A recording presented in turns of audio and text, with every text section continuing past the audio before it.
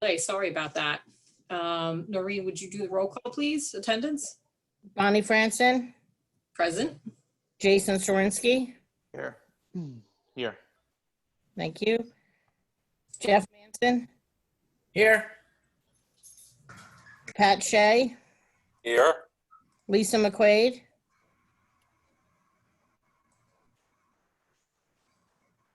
Lisa, Lisa's on. You need to unmute. she texted here. She's I having, see her name. yep, she said she lost her voice. Oh, okay. Anthony Vaccaro Here. and John Allegro is absent. All right. With that, we have a quorum. We can conduct business. Let's all please say the Pledge of Allegiance as best we can. I pledge of allegiance to the flag of the United States of America and to the republic for which it stands, one nation, under God, indivisible, with liberty and justice for all. We don't have John here. So, first item on the agenda, Noreen, is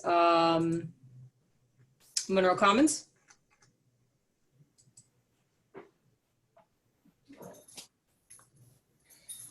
Noreen?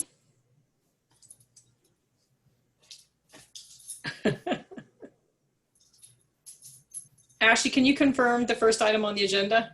Sorry, I was muted and it wouldn't unmute. Yes, it is Monroe Commons. I think that's the only thing, or one of, I Yes. don't think there's another item, right? Okay, Just some minutes. No, I was muted and it wouldn't unmute. okay, Weird. thank you. Mm-hmm. So I see here we have Barry, Caleb, and John Dahlgren representing the applicant. And we have Aaron Werner, who is with AKRF, representing our consultant that's leading the effort in terms of reviewing the DEIS and the scoping process at this time. Why don't we start off with Ashley in terms of where we are in the process. And we recently received a letter from the applicant authorizing an extension of the time period within which we have to adopt the scope.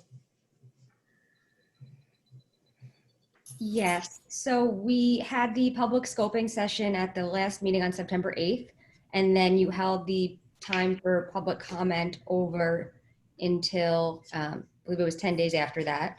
So that was closed for written comments. And since then, the planning board consultants, or AKRF in particular, the planning consultant has been compiling revisions to the scope. So based on all of the planning board consultants' comments, based on comments from the board members, any public comments that were received, now the scope is being revised to address those. So there's still some issues and items that we are waiting on from the applicant's consultants to be able to incorporate into the scope. So I did speak with the applicant's attorney, and he has sent a letter about this proposed schedule as well. So the applicant in this letter is consenting to extend the timeline for adopting the final scope until November 17th, with the understanding that there's going to be a revised scope reviewed at the November 12th meeting. So what's going to happen in the next month or so is the planning board consultants are going to be working on, finalizing their comments on the scope, and then a draft is going to be circulated to the planning board members, to the applicant's consultant. Everyone's going to review that during the meeting on November 12th. And then that way anything that comes up at that meeting can be addressed. And then the deadline for adopting the scope is November 17th. So Ashley, do we have to take any formal action in terms of, should we formally ourselves vote to extend the scoping session process, or? I think for the record, just do, you could consent by board motion that you're consenting to extend the time for adopting the final scope to November 17th. So with that, I will make a motion for the planning board to consent to extending the end of the scoping process and adopting a scoping document for Monroe Commons by November 17th, 2020. May I have a second? I'll second that. Second that. Thank you. I heard Jason first. Yes. And Noreen, would you please, Bonnie Franson, aye? Jeff Manson, Aye. Jason Swinsky, Aye. Anthony Vaccaro. Anthony, Anthony's muted. Aye. There he is. Pat Shea, Aye. Lisa McQuaid, Aye. and John is absent. Okay, so with that, the motion carries. Ashley, is there any other housekeeping before we, I think we'll turn it over to Sean, then we'll turn it over to Aaron that we need to be aware of? And at what point do you want us to, if we have any comments about our field walk, kind of discuss any observations we may have? So I have no more, nothing as far as housekeeping at this point. So I think if you maybe want to turn to Sean and then Aaron to get an update on where, the scoping process is. And then if the board, anyone that attended the site visit wants to talk about any other observations or has any questions for the applicant's consultants that are here, I think that would be a good time to do that. Okay, so with that then, Sean, do you have any comments or anything you want to add since last we talked about Monroe Commons? Nothing new since there wasn't anything submitted, just to update the board. I did reach out to Orange County DPW and New York State DOT to try to request them to advise of any additional intersections that should be studied with regards to the traffic study, in addition to what AKRF has already recommended. So I'm not sure they've responded yet, but I asked them to respond by tonight's meeting. And since we were expecting to finalize the scope tonight, but so we're still waiting. So Okay. Anything else, Sean? not at this time. Okay, thank you. So with that, Aaron, do you want to kind of give us an overview of where we are in the process? And then I think after that, we open it up to planning board members that may have any comments on various memos, et cetera, that have been done to date. Sure. So good evening, everyone. I'm Aaron Werner. I'm with AKRF, working with the other consultants brought in by the town to assist SECRA on this project. So tonight I'll just provide a quick update on the DEIS scoping document. So following the end of the comment period, there was only a couple of comments that came in. They weren't anything major. Most of the comments came from the board at the meeting. But we've been directed to essentially rewrite the applicant's DEIS scope to be in a form that's more acceptable to the board as lead agency. So the extension to November 17th is going to allow the applicant team to get us additional information that we need to get into the document, and also provide enough time for the board, all the consultants, the applicant to take a look at the draft that's going to be rewritten in advance of it being adopted. So to date, what we've done is we've taken a lot of those comments, pretty much all of them, from the memos that you saw previously back in September, and we've made those suggestions, requests, actual scope items for the DEIS now. So they're, instead of requesting the applicant do stuff, we are rewriting it in a way that this will be done for the DEIS. We've also been in contact with the applicant a couple of times. We had the site walk. We also had a conference call last Friday, October 2nd, that went really well. We finalized the traffic study methodology with their traffic consultant, Creighton Manning, including how we're going to address COVID issues. I think we have a good plan there. Creighton Manning's done a lot of work around this area. They seem to know what they're doing with various studies that they've done and historic studies, and there's a street light database, which is useful for a lot of traffic consultants these days for historic data, which they're going to be using. We also asked for some additional information on that call last week, including the proposed noise monitoring locations, as well as vantage points for the visual study. So we were promised to get some feedback on that and some information on what those will be, some graphics and some text by the end of this week. So we're going to wait for that. We had the site walk also, like I said, and several planning board members went to that, and that was on September 30th, and it was also helpful in gathering some more info. So there is a schedule that we kind of developed, Ashley and I, and in coordination with the applicant's attorney. We ran this by them too. So let me share my screen. I can just pull it up so it's easier to follow.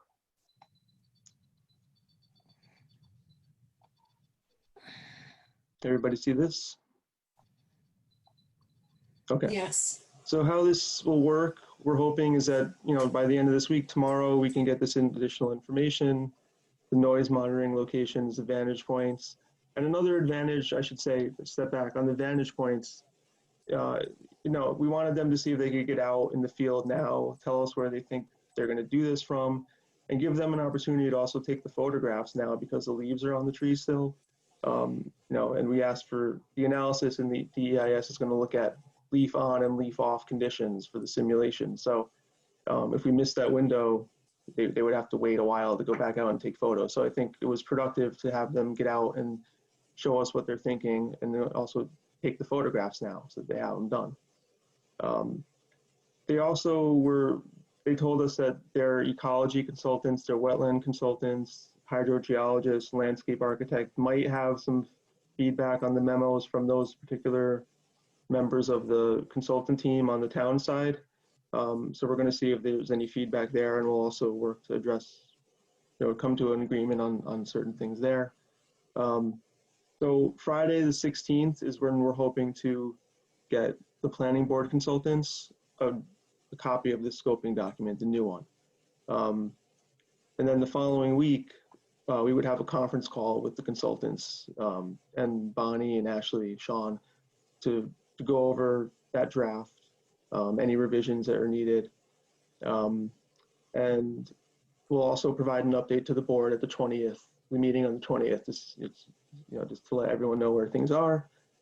So then we'll work to revise the scope so that it can be provided to the planning board members, the planning board consultants, the applicant by the 30th. So that'll give us a couple weeks to review that.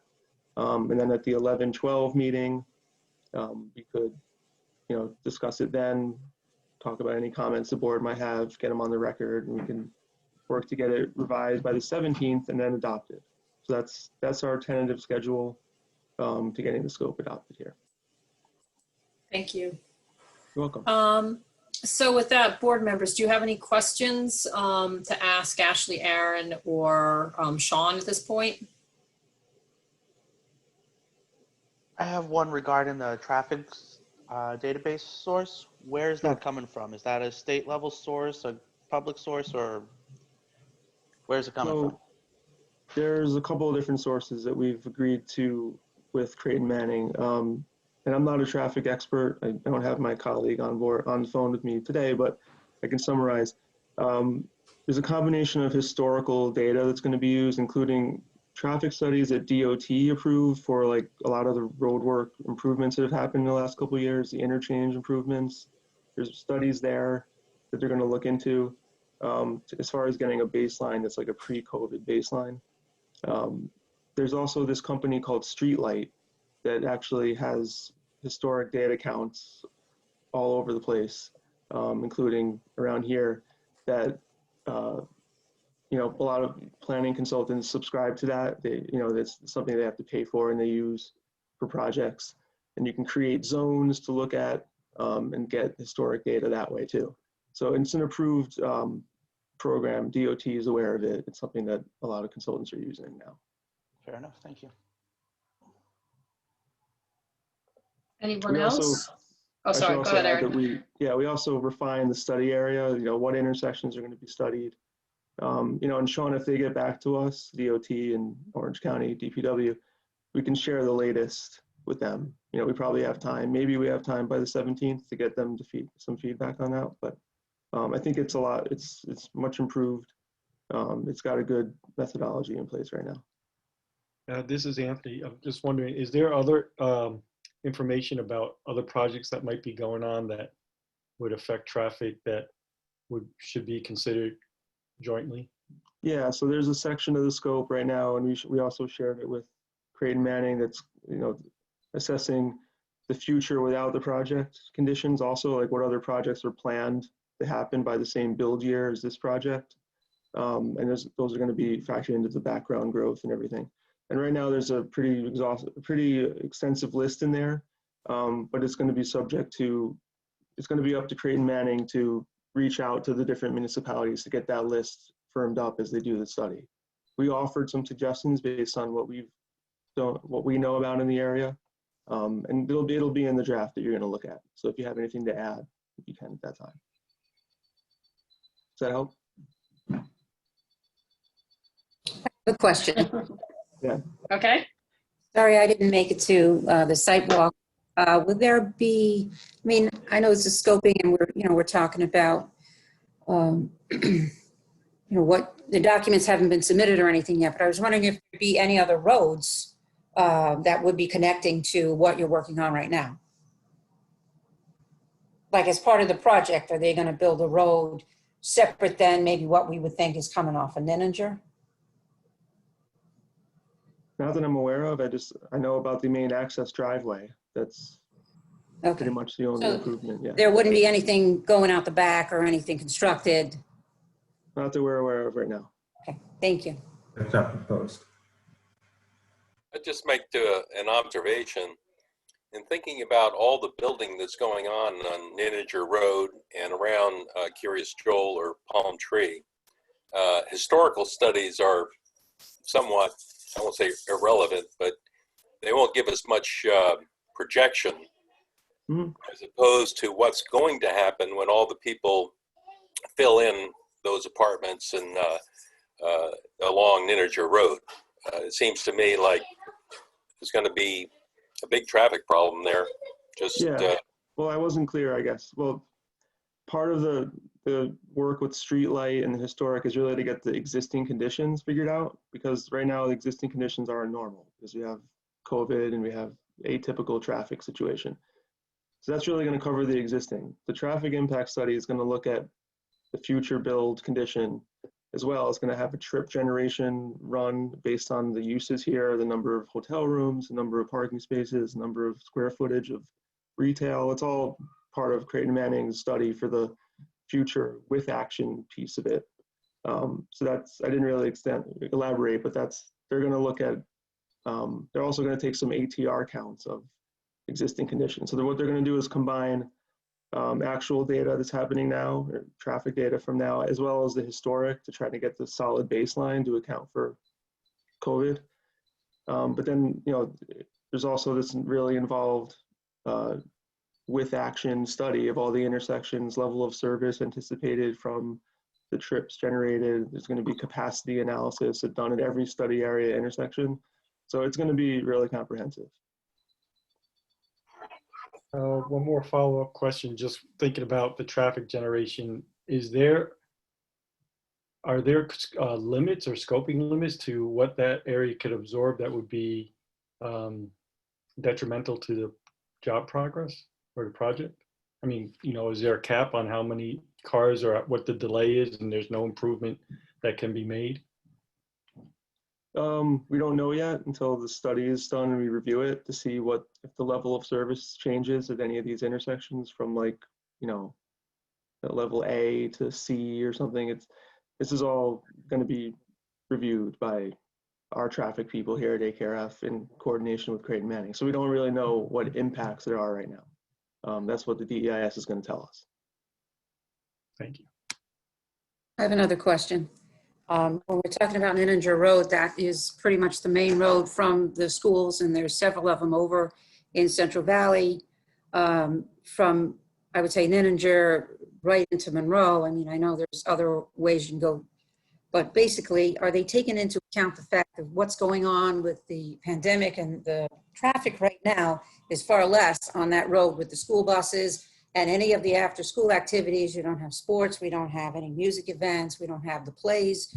So I was just interested, and I don't know how it would show it if it takes into account what it will be when everybody's up and running and the full buses are running and stuff like that. That's what we're attempting to do, what they're going to be attempting to do with the historic streetlight database.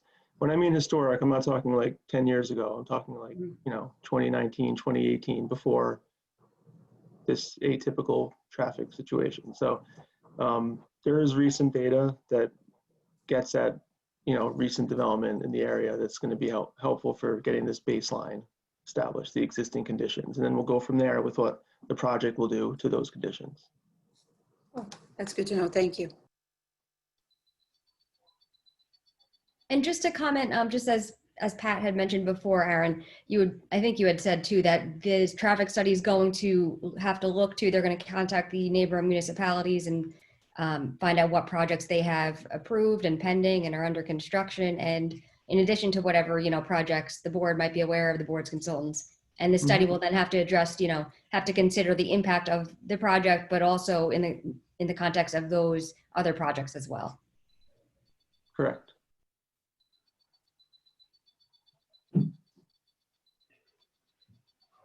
Anybody else have any comments? If not, then let me open it up to the applicant. If the applicant has any comments that they want to raise or ask of the board or its consultants that are here. Anybody want to? This is John Dahlgren. I just want to add that we have had some good discussions with Aaron, and AKRF, and our side too, to kind of refine the scope and agree upon the details, and that's really what we're looking at right now. And our side, our consultants, our team is looking at all the comment memos and the suggested changes, and for the most part we agree with them, and there's a few that we just, as Aaron mentioned, we have to provide some additional information. We're going to do that. And some of the specialties like hydrogeology and wetlands, those consultants are reviewing the comment memos on those specific areas, and we'll have some feedback. So I think we're close to coming to agreement on the scope. Very good. Anyone else from the consultant side? So I think with that then, let me open it up to the members that were present for the site walk. If you want to mention any observations now that we're on the public record, note them, ask the consultant any questions with regard to those observations. Feel free to let us know your thoughts about the site.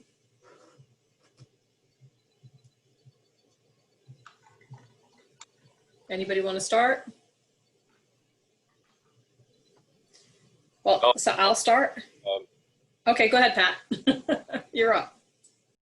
I just go back to the, I think the traffic and just working through the math and thinking about the growth rate of that whole area there, and thinking about, Friday afternoons when you're trying to get around that Ninninger Road intersection down by the State Troopers Barracks, or anywhere around there.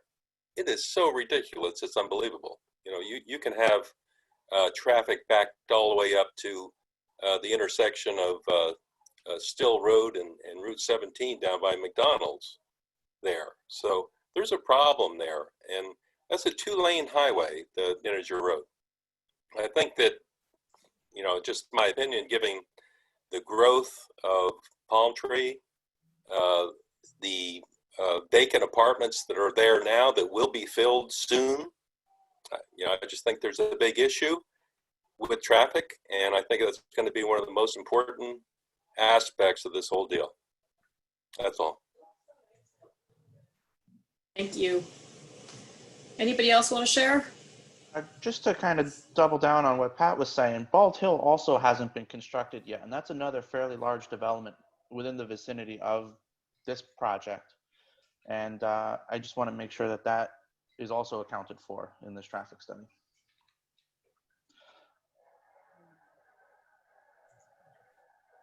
Thank you.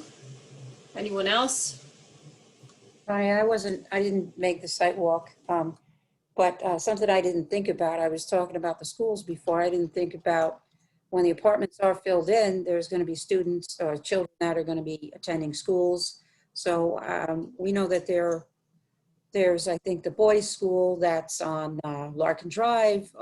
Do we know which school, like which way? I don't even know if they would be, heading more towards the schools that, I mean, it's even hard to explain, but I guess on Forest, near Forester Avenue, and then Larkin, or, I mean, that's another source of transportation and crowding on the roads that I wasn't thinking about at all. Okay. So we're, continuing to express concern about the road situation and where this traffic will go and what the distribution will be, especially in relation to that adjoining site seems to be a big concern. I'm going to share my screen. I'm sorry, I'm suddenly feeling congested. The school buses can be accounted, we can totally account for school buses knowing they're going to be running so many times a day, Monday through Friday, or even Saturdays, Sundays rather.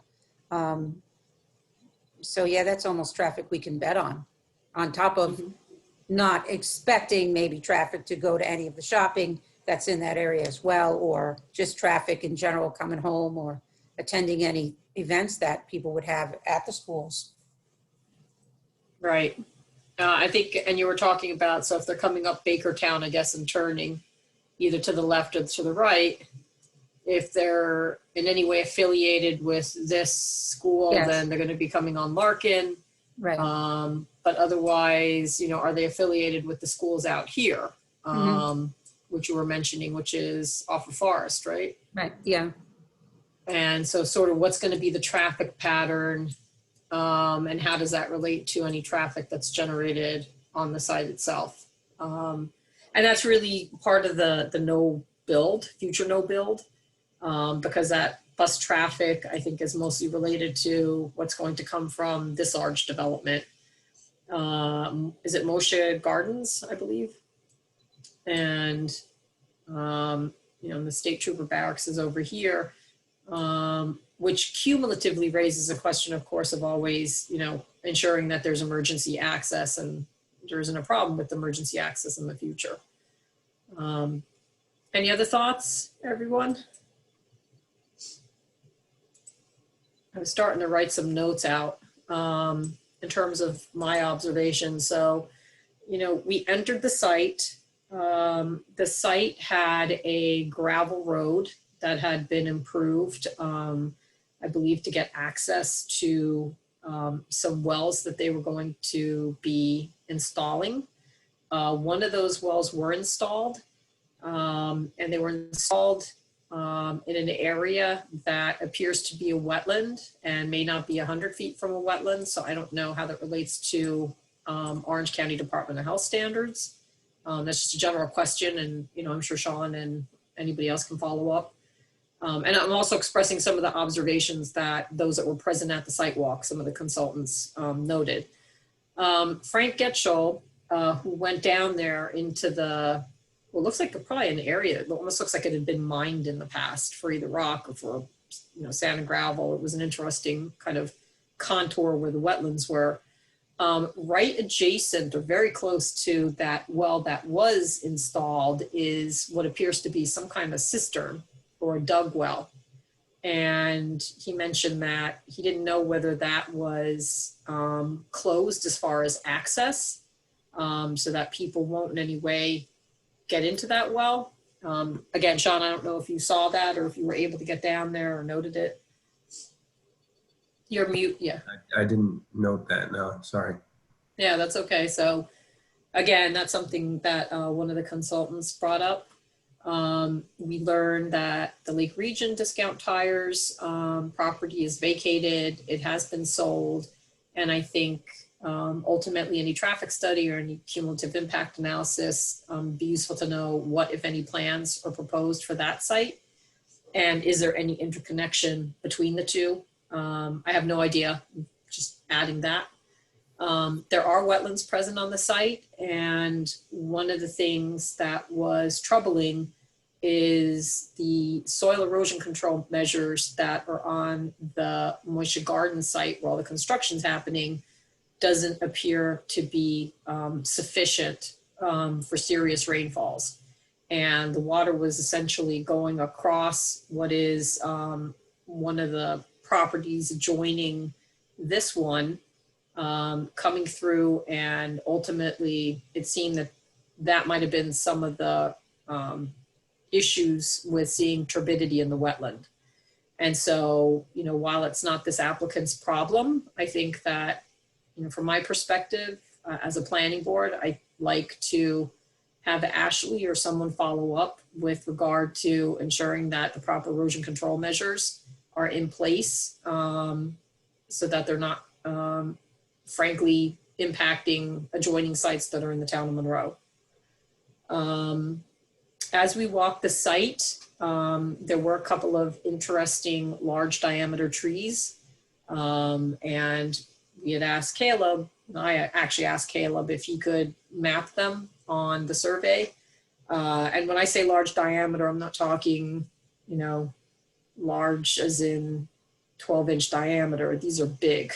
These might be, I don't know, 24 to 36. They were large, bigger, maybe even bigger than that. One of them is up, based on what we were talking about. One is up by the corner of the building. There's actually I think two or three there. And then as you walk along the path where the wetlands are kind of to the right, again, a couple of 2-3 large diameter trees there as well. So we certainly want trees mapped in general. It's part of our regulations. We have a tree code, and any kind of sizable trees that get up to that size, you know, may be regulated. So I'm just giving you the heads up. My reaction in terms of visual impacts, you know, this site is forested. As you're traveling along Ninja Road and you're heading westbound, or traveling along Route 6/17, you know, in the best of all worlds, I would like to see some of the vegetation in some way preserved along the westerly boundary of the site. It's going to be, you know, one of the few visual screens or buffers that might be able to screen that very large development to the west. You know, as that other project is being constructed, I have not seen the installation of landscaping in it. It's been clear cut. And, you know, Monroe's own objectives, its comprehensive plan and its regulations, you know, we want to see some of the existing vegetation remain on the site and preserved. And to the extent that we can reduce grading or do terrain adaptive grading or terrain adaptive buildings that minimize some of that grading on the site and can preserve almost like shelves of trees or portions, you know, areas of trees, that would help break up, again, views as you're traveling along Ninja. Those are the things I can think of offhand. There's also, it was odd, and Joel pointed it out to us, there's an air roof, I don't know if I'm pronouncing that correctly, that appeared to be along the wetland by the, kind of as you approach Lake Region, the property. And I don't know if that means that people are walking through the site. So I think there's just a general question of whether this site will act as a connection between the project that is to the east of this site and the project that's to the west. And if that is the case, then, you know, what, if any, connections are going to be planned? Because it seems to be possibly an informal path right now. And will that path be formalized? And to think about that in terms of, again, overall design of the site. So that's my recollections of what we saw out there. I think the thing that's, again, needs to maybe be paid attention to is if there is that cistern and if it's open. Related to people walking through the site, if that's happening, you you want to obviously, if it's any kind of safety issue, take care of it. I was in touch with Karen Arndt. She's the landscape architect. She couldn't make it out to the field visit either. I think she was going to try and get out there tomorrow, so I may join her because she just wanted to see some of the trees and the existing vegetation. Ultimately, she's going to be reviewing the plans for any landscaping. So just letting people know that I may be out there again tomorrow with Karen and Caleb. If you could let Joel know that, I'd appreciate it. I'm not sure. She said Friday, and then I haven't heard back from her, so I'm not sure. But if it was going to happen, we were going to try and get out there at 4 o'clock. I don't know if I'll be able to get in touch with either the owner or Joel, just because if they're on holiday. So I don't know if that would work out. So I know at the very least Joel, wouldn't have been able to do a site visit this week. That was kind of pushing the site walk last week. Okay. Well, does he need to be present? Did he want to be present? I don't know that we had established that someone had to be there for the site visit if we do go there, other than giving notice. Yeah, I'm not sure, but I would like to at least be able to talk to the owner beforehand, and obviously I'm not able to get into contact with him. Right. Noreen, why don't you send an email, see if anyone responds? From Joel's office? Yeah. Okay. I don't think they will, though. I don't think so either. I forgot about the holidays. Sorry about that. All right. I'll send them a message that you might be there tomorrow at 4 p.m. Yeah. Okay. And again, Karen initially said that, but then I didn't get confirmation, so I'm not even sure that that's happening. But just in case. Anything else that anybody wants to raise or bring up with regard to the project? Bonnie? Yes. Yeah. So in relation to a little bit of observations from our site walk, one of the things, and you and I kind of talked on this that day, was the parcel itself somehow just did not seem to be as big as we expected it to be at 18, and some odd acres. Right. In part because it just is the size that it is. But, when you take into consideration the wetlands that are there, which seem to me larger on the ground than I expected based on my review of the site plan, and the way that the land rises up along the back of the property, I kind of understand better since we were there why they're proposing the shape building that they are in part to work with some of that.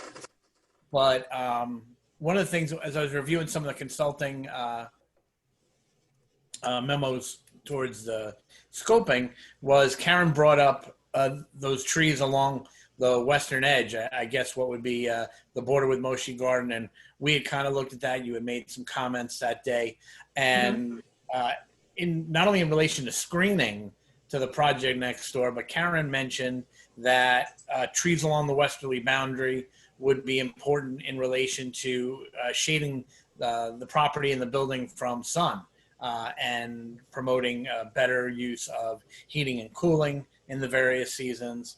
And just from looking at the way things lay out now, it just doesn't seem like there's a ton of opportunity for screening along that western boundary if the plan's going to lay out the way it is, with the ramp going up to the second level and the parking along that western side of the building and some of those things. So that may be something that we need to take a look at in particular detail if we're going to try and accomplish that goal. That's what I saw. Right. I think we did talk a little about alternatives to building design. If there was something to achieve more of the, again, preservation of some of the trees out there, could it be in any way altered? We have talked, and the applicant has talked about whether there's the need to build the full complement of parking that's shown. Because if it's not required, and that's going to be part of the DEIS analysis, if they can prove that the parking isn't required, then not having to build some of the parking could lead to maybe some areas that could be preserved. I don't know, that also may trigger a variance, but something that we'll have to examine as we move forward in the review. I agree, Jeff, we talked about it. When you actually get out to the site and you walk the road and it starts to turn and that's where the building is, it definitely did not feel as large as when you, are looking at a site plan. It definitely didn't feel that large.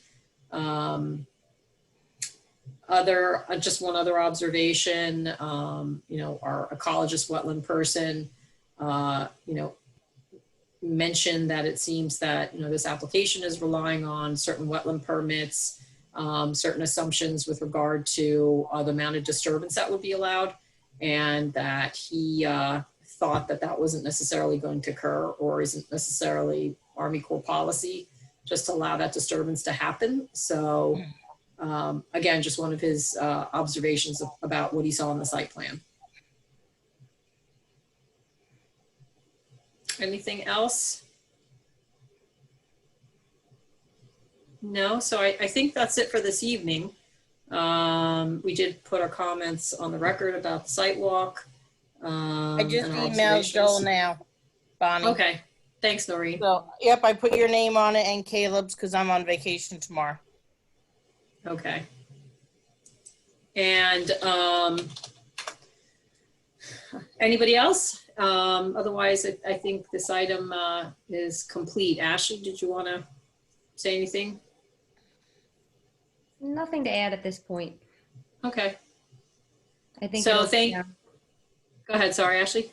I was going to say, I think at the next meeting, it'll be productive. We'll be able to go over the scope and all the, there were some good comments tonight that I think could be incorporated into that.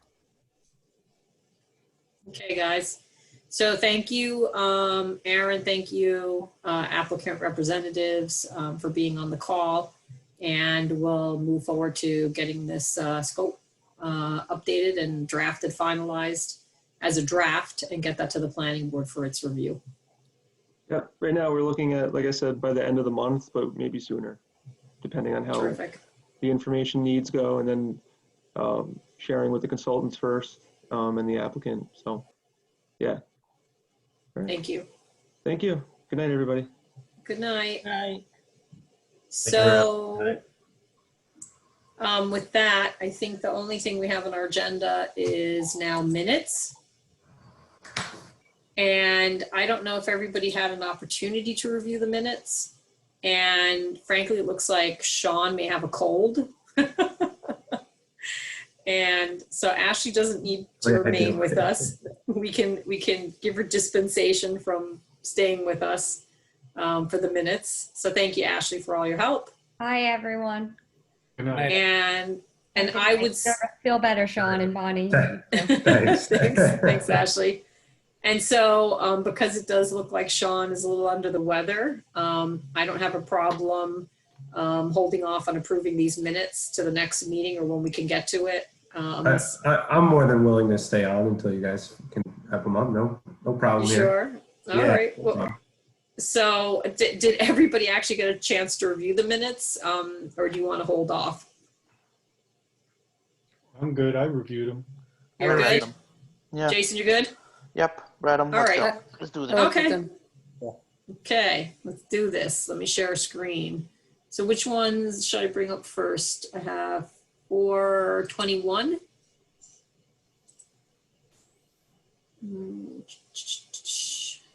21. Can you all see that? Not yet.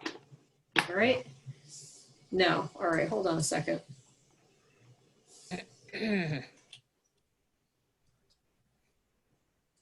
Sean, you weren't sick in the office yesterday. What happened? I know it happened overnight. Oh my gosh. Maybe it's allergies. I had this like last week. Share Yeah, my screen. allergies are very bad right now. Okay, there we go. Share. Can you see that now? Yep. There we go. Alrighty, so let's see. I think everybody's basically here except John. So we have a quorum to be able to approve these minutes. So anybody have any proposed revisions to the minutes?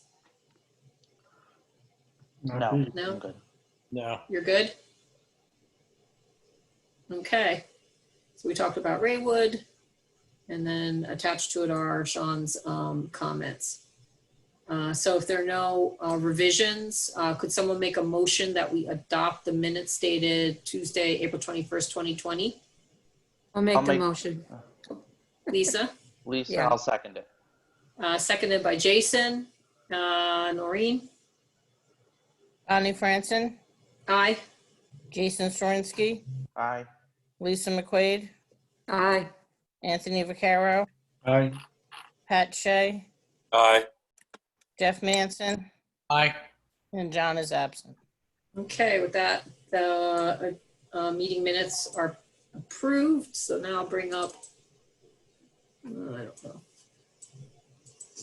Can you still see this? Yep. Okay, perfect.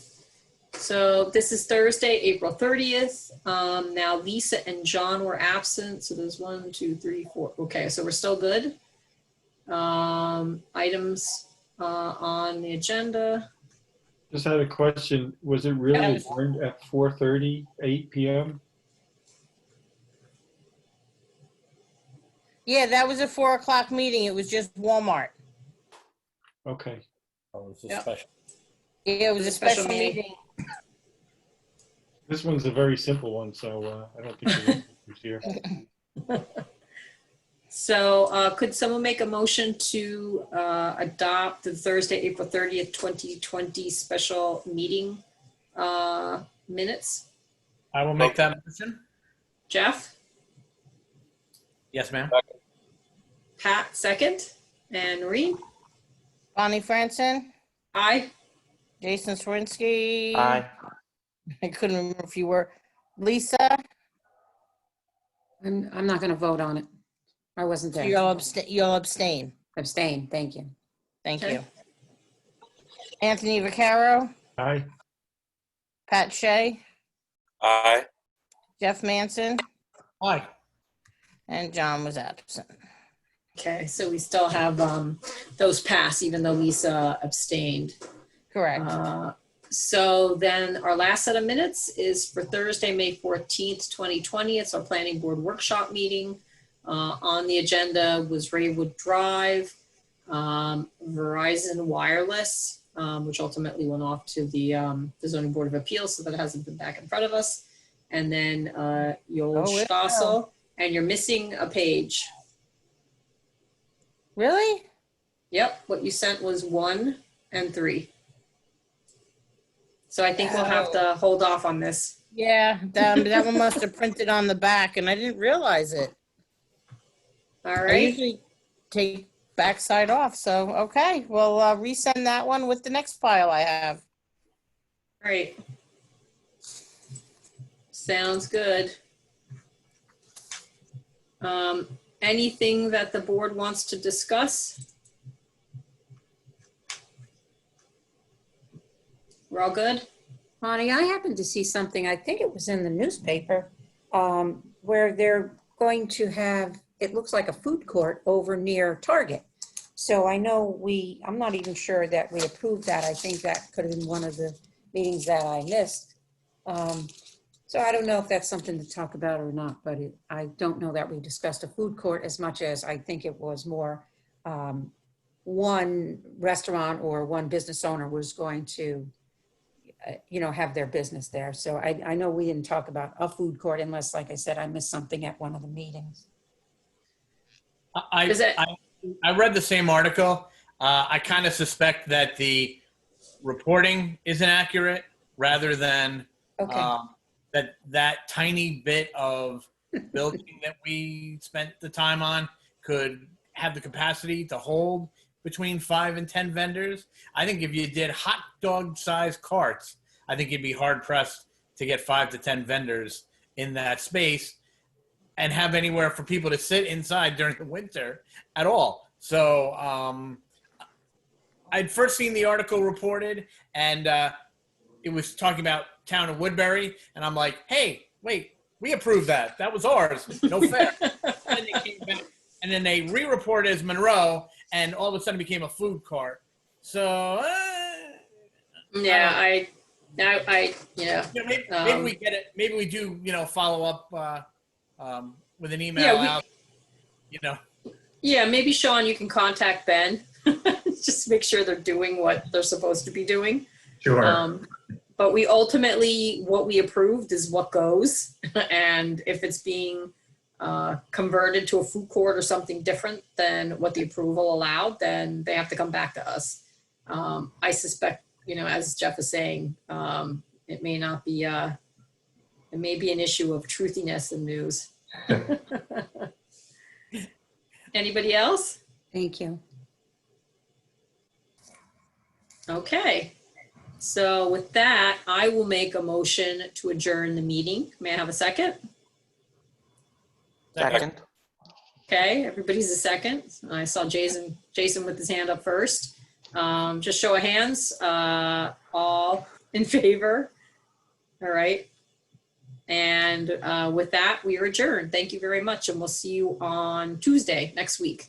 Nope, the 20th. Oh. There's a week Oh, sorry, the between. 20th. It's one of those, the way that fell. Yeah, Thank yeah, you. the week between. Okay. So stay healthy. Yes, Good night, everyone. everybody. You too. Good night. Bye, guys. Good night.